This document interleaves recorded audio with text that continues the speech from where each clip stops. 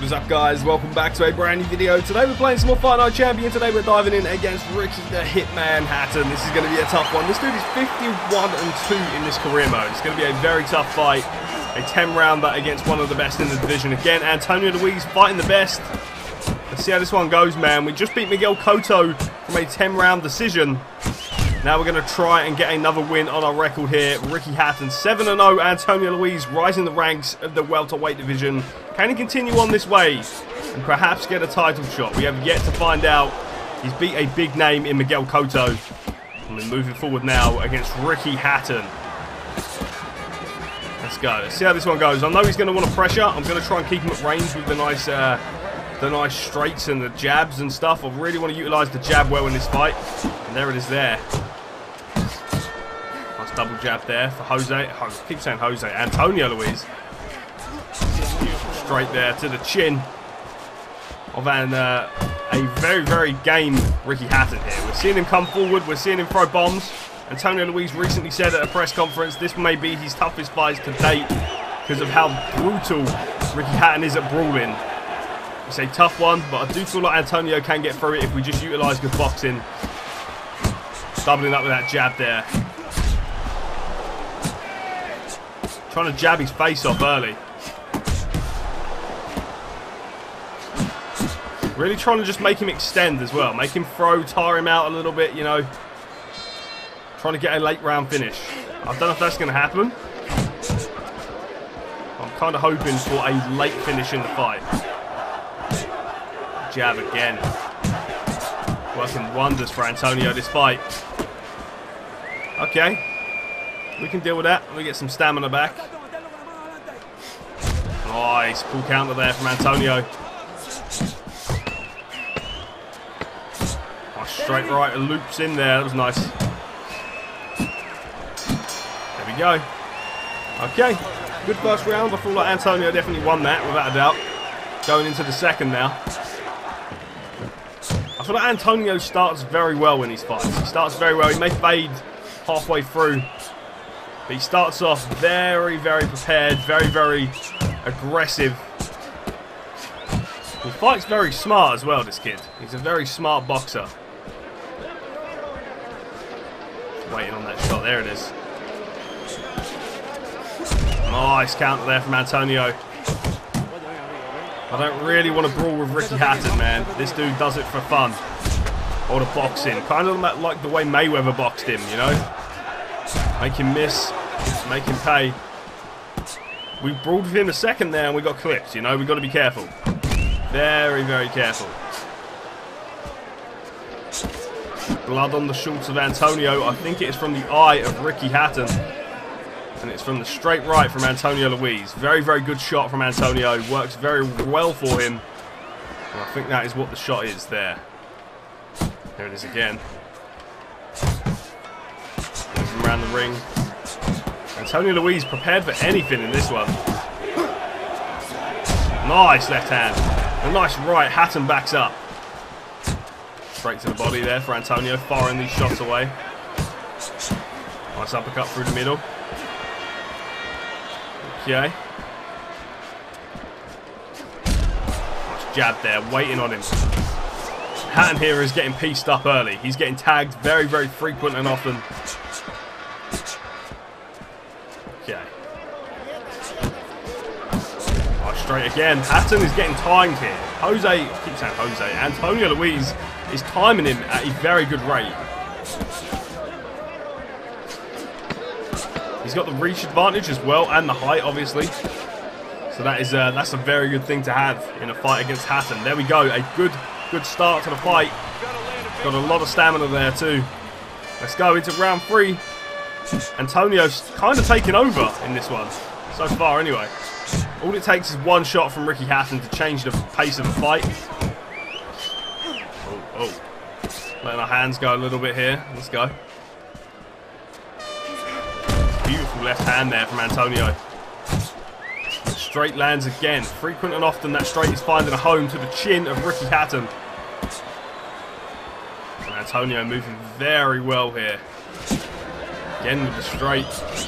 He's able to just pull shots from Ricky Hatton and come back with a very crisp, precise counter. So watch out. Nice shot. Big overhand right there. Cracked Hatton flush. Ricky Hatton, though, still in there. Throwing bombs with the young kid from Mexico. Okay. Oh, big left. And Antonio is just staying in there with him, you know. He's not out of his depth when they do brawl. But you know his first instinct is to box, you know, outbox Ricky. Nice defense here from Hatton. Getting tagged a little bit coming in now. Nice uppercut through the middle. That was nice. Head movement on point to Hatton. He's got to move his head coming in because Antonio will fire off these straights. Okay. Nice. That uppercut has been there for quite a while in this fight. Didn't land it there. Hatton's starting to do some work now. Antonio just rolling the shots here. Very good defense from Antonio Luis there. Just to roll the shots. Nice.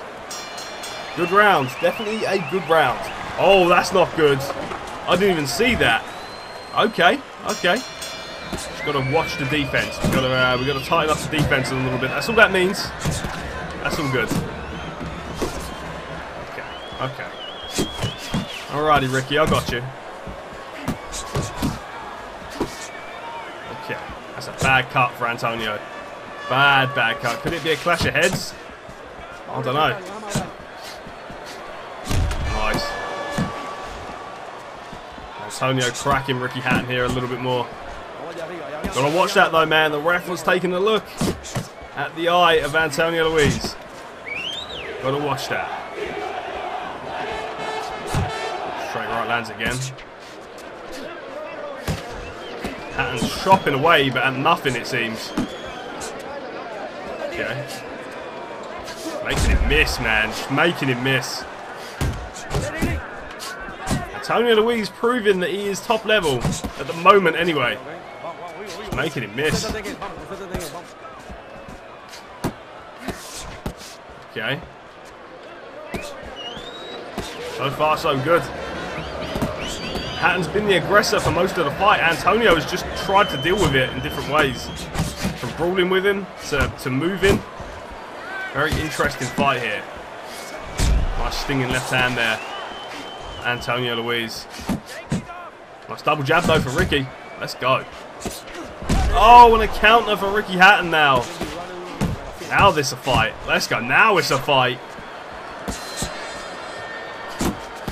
Okay. Antonio's having some trouble here. I think it might be the cut that's bothering him, you know? Okay.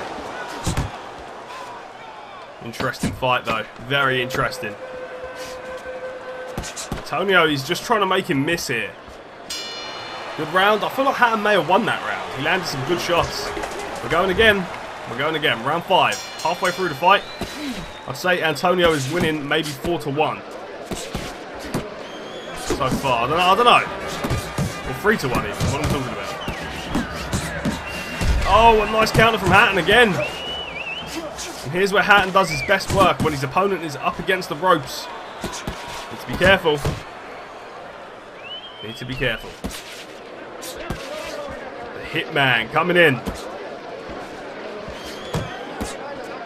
And Antonio's having some trouble. He's having some trouble finding a home for the long shots. Straight. Tagged him flush there, but we got tagged in return. 2 nice counter shots there for Antonio Luis. A shot to the body there for Antonio. Nice left. Hatton holds on. We're not going to deny that. We're just going to hold on and get that stamina back. Let's go. Nice straight to the chin.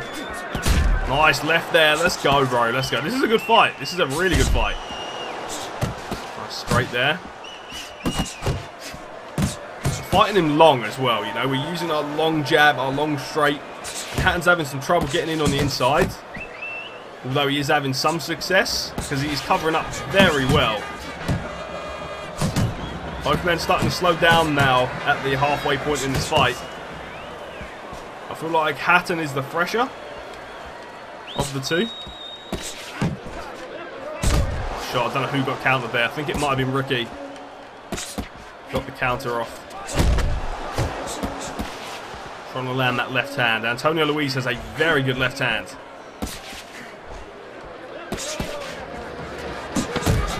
Okay. A few seconds left of the fifth. Nice. Interesting fight so far, man. Very interesting. 4% stamina. This game's fucking me. Come on, man. We threw a bit that round, but I don't think we threw that many. Jeez. Trying to land through. Very interesting fight, though. Hatton has not stopped coming at Antonio Luis here. It's a tough one. Very difficult matchup. Okay. Nice. In theory, the boxer should beat the brawler every time, but there has been moments in boxing history where the brawler has beat the boxer. So far, though, it does seem like Antonio is ahead on the scorecards as we move into the next round. Into round 6. Nice uppercut there. It's all about catching him, you know, just catching Hatton slipping, whether it be a jab or a straight or a hook or whatever, man. I'm just trying to catch him, you know. Even them little taps, that's a point, you know. Although I do want to stop him late in the fight. Beautiful. That's beautiful. That's on the cut too. Making him miss a bunch here. It's hard because Hatton does his best work on the inside. So we've got to kind of watch that. We've got to make sure we don't go on the inside with him too much. Making him miss a bunch here though. Nice. Again, he's just missing. Hatton not landing the punches he's wanting. Lands a few there though. Okay. I don't want to go to a decision again. I do want to get a knockout. As we'll see, right? This is a big fight for Antonio though, especially this early in his career. A very big fight. Very, very big fight. There we go. 9%, that's a bit better. I'll take that. I'll take that. Into round 7. Okay. Let's go, let's go. Big shot. With the left hand. Making him miss. Making him miss bad now too. Okay. All about that jab. Nice shot to the body though for Ricky Hatton. And he's landing now. Oh, he's landing good. Nice double jab there from Antonio. Starting to throw more bombs here. Big left hand. Nice. Okay, not bad. I'll clinch because I need the stamina, so I'm more than happy to clinch there. Oh, big shot. Let's go. Nice. Ripping these shots in now. Bad intentions. I'm still trying to make him miss, you know. I'm trying to tire him out. It doesn't seem to be working, though. Hatton's got a very good gas tank in this game. Slamming that straight there. Nice jab uppercut there, too. Seems to be working nice. Keep moving. Keep him guessing.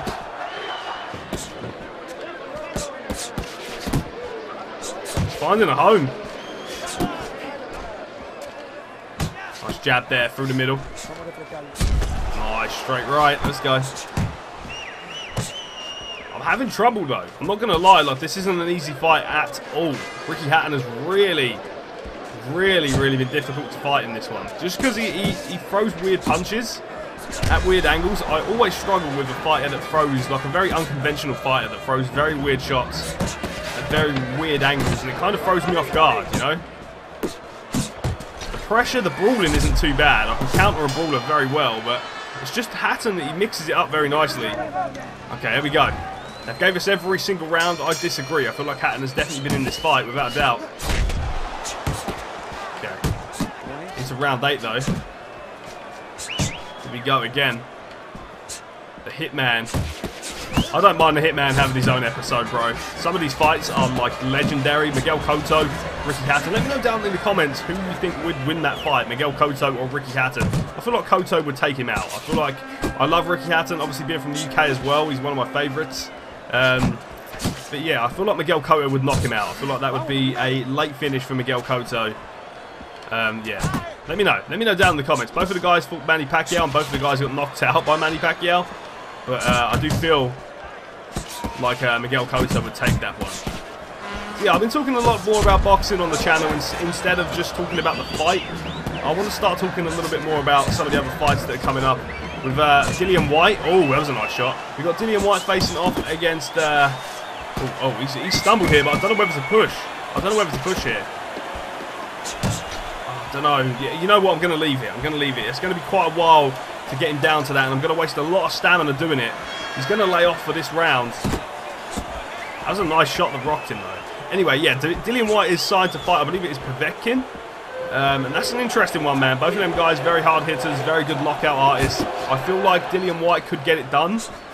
And then I'd like to see, honestly, I'd like to see Dillian Whyte face some of the more, like, bigger competition in the division. Like, I know he's fought Anthony Joshua, but I'd like to see Whyte v Fury, Whyte v Wilder, Whyte v Ruiz. I'd like him to get some of these bigger caliber opponents, just because I feel like he's up there. I don't feel like he's terrible. I feel like he's in the conversation, don't get me wrong. Then we've got some other fights as well. We've got some interesting ones in the making. We've got Tyson Fury v Deontay Wilder happening apparently December of this year. I'm looking forward to that. I feel like Tyson Fury will get it done again by decision, I believe, this time. I don't think he's going to knock him out. I feel like Tyson Fury's getting it done, though, by decision. Let me know down in the comments, though. Deontay Wilder has all the rights to go in there and knock him out. I'm not saying that. I just feel like Tyson Fury, he's good with his movement. I feel like if Tyson fights the same fight that he fought when he knocked Wilder out, we could be seeing Deontay Wilder knocking him out. I feel like he needs to be a lot more careful in this one. Wilder is going to be a lot more composed. He's not going to let himself loose and throw these wild shots, I don't believe. Anyway, I feel like he's going to be a lot more composed in the return, in the trilogy. And we could see... I feel like if Fury isn't on his A game, we could see Wilder maybe even knock him out. That'd be interesting. And then, yeah, we got some very interesting fights in the pipework. Obviously, AJ Fury booked, I believe, twice, 2 fights. That one's a tough one. That one's a tough one to kind of decide who is the best in the UK. I think, I don't know, that could go either way. I feel like if Joshua catches Fury, it's Night Fury, but I feel like, I don't know, I feel like Fury's so good with his movement, his speed.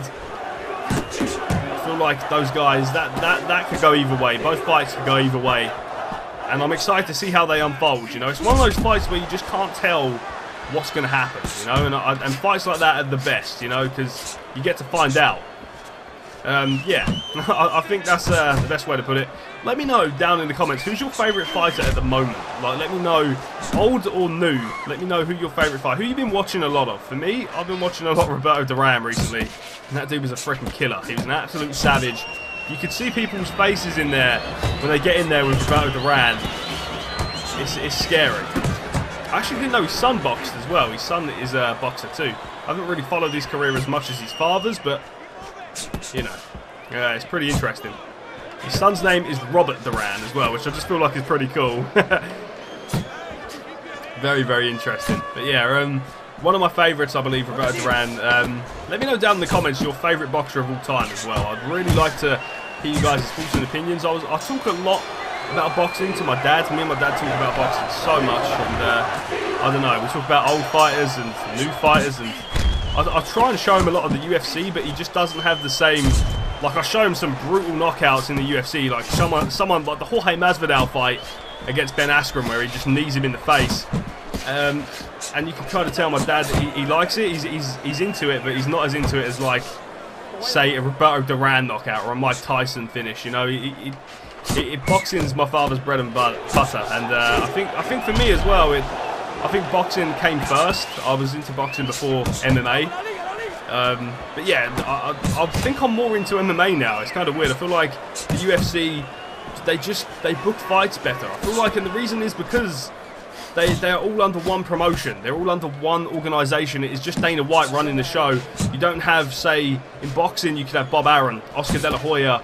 You know, you have some of these guys that just, you know, you have like Golden Boy, you have Top Rank, you have Eddie Hearn in there as well.